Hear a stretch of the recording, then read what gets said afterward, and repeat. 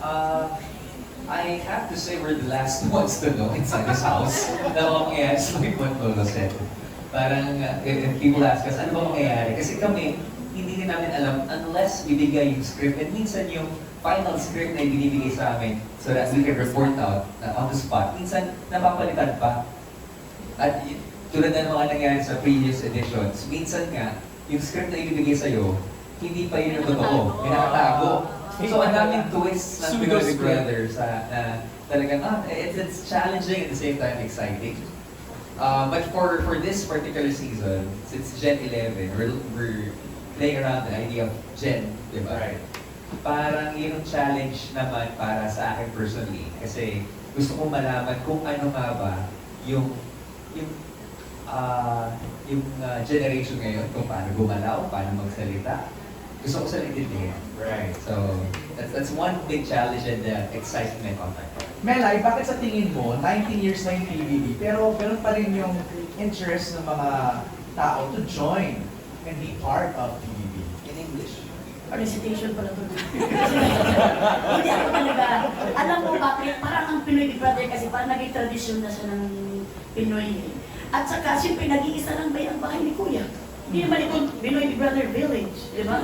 So, dahil nag-iisa lang siya, kapag 12 lang pinapasok sa isang year, so talagang lahat talaga gustong makabisita, gustong malaman kung ano ba talaga ang power, kung bakit na, ano ang emosyon na maramdaman mo sa loob ka ng bahay ni Kuya. So, I think yun talaga ang reason kung bakit hanggang forever na talaga itong Big Brother. Kasi hindi na makikita ang bilyon naman natin na populasyon ng Pilipinas. Diba? So, parang tradisyon na talaga siya ng Pilipinas. At talagang, tapos kakantahin natin yung Pinoy. Ako, maganda, ang sarap. Saka siguro nakikita nila paano naging successful din yung Yes!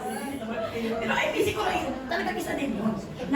Marami na rin lang parang kumikitang kabuhayan din sa mga house. Pero kasi, hindi naman din lahat kasi pinapalan. Totoo naman. Kaya lang natin mag-reality check talaga tayo. Magkakala ninyo, pagpasok nyo, mayaman agad kayo. Hindi pwede yan. Kaya talagang i-enjoy nyo muna ang loob ng bahay ni Kuya. Huwag kayo mag-isip na parang gano'n ang iniisip nyo. Kasi kung ganyan, baka hindi nyo ma-push yung pangarap nyo na maging winner. Ganit ka ba? Alis na nga ako ngayon. Ganda na pagkasagot ng Melay. Tsaka anong advice naman? I'm sure yung 67 na yan na shortlist na nakikinig sa atin ngayon. Totoo. Nanonood ng media con yan. Oo, sa lahat ng nanonood sa Anong live advice stream. ang mabibigay mo, Chong? Ako naniniwala ko dun sa statement naman talaga ng Pinoy Big Brother, which is magpakatotoo sa loob ng bahay ni Kuya. But at the same time, hindi kasi siya period yung statement na yun. For me, it's a comma that says after magpakatotoo ka. Pero kapag nalaman mo na meron ka palang pwedeng baguhin sa sarili mo sa loob ng bahay ni Kuya, it's an opportunity for you to better yourself. Magandang avenue din yan di ba? Kasi kailangan mo matuto sa pagkakamali mo, Right. kung paano mo pakitunguhan yung isang tao sa isang tao. So, yun lang, magpakatotoo ka pero intindihin mo pa rin yung, huwag mong kalimutan makipagkapwa-tao. Pero the courage to share that in front of everybody on national television, iba din yun, Iba din yun. The guts to do that. Test of diba? character. Diba? Test of character. Tama. Alexa, paano naman ang magiging feel ng online world with you? Yes. Pakiramdam ko po ang ambag ko dito talaga is, Ano? sabi nung staff ganda, hindi joke lang. Ang ambag ko po talaga dito, I believe it's a set of fresh new eyes. The hurt. Alexa, na-hurt. Ate natin ka naman! Sinabi mo. Ayun, a set of fresh eyes and may ipapamalas ko din sa mga tao online yung perspective ng Gen Z, yung values, opinions, and pakiramdam ko dahil during my season, mas nag-focus kami sa online. Hopefully, I could bring in an online audience as well. Saka natuwa ko na na-manifest yung... True! This is a manifestation turned into a reality. I know, the new path na gusto i-take ni Alexa, which is hosting. Okay, so kung ang tanong nyo, kailan ba i-reveal ang mga housemates? Eto na, mark your calendars. This coming July 15 to 19, prepare yourselves for an exciting quest to discover the newest stars and the next generation of housemates on Star Hunt, the audition show, hosted by our very own Melay Capineros. Yun po yung pangalan ng show, Star Hunt, the audition show. Dito, masushow, nagkakapasa Kasi na nakakita yung na naman yung mga kasama ko dito. Kaya pala ng libre ng pizza. Hindi naman. Hindi kasi na-advance ko na yung sweldo ko dun sa July. Kala ko katas ng one-on-one eh. Kasi nagastos na yun. Nagastos na.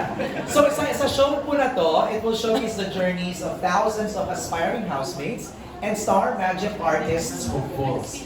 We will also reveal one housemate per day doon sa show ni Melay. So don't miss it. Yes, lahat ng journey ng ating mga housemate na sinala nila Direk Lauren, nila Ma'am Cory, at talagang mapapanood nyo doon. Kaya please don't miss it. Anong date ulit? July 15? July 15 to 19. Okay, and then the following day, July 20, ito na po ang grand kick-off ng Pinoy Big Brother Yes. Gen 11! So I'm sure, makikita niyo si Robbie, si Bianca, si Enchong, si Alexa, saka si Mela. Si Kim. At si Kim sa tapat ng bahay ni Kuya for that grand kick-off day. Okay, since speaking of kick-off, i-kick-off na natin ang media Q&A with our friends from the press. Aaron Domingo, kailangan pag in-introduce mo, merong moniker, ha? Ganun, ha? Yes, MJ. Pag hindi mo kahit i-moniker yan, ano ka na kay King Cho, ha? Correct, correct. Let's go! Ito, ang una magtatanong, ang balito sa kapitbahay ni Kuya. Wala ba kundi si MJ Marcos.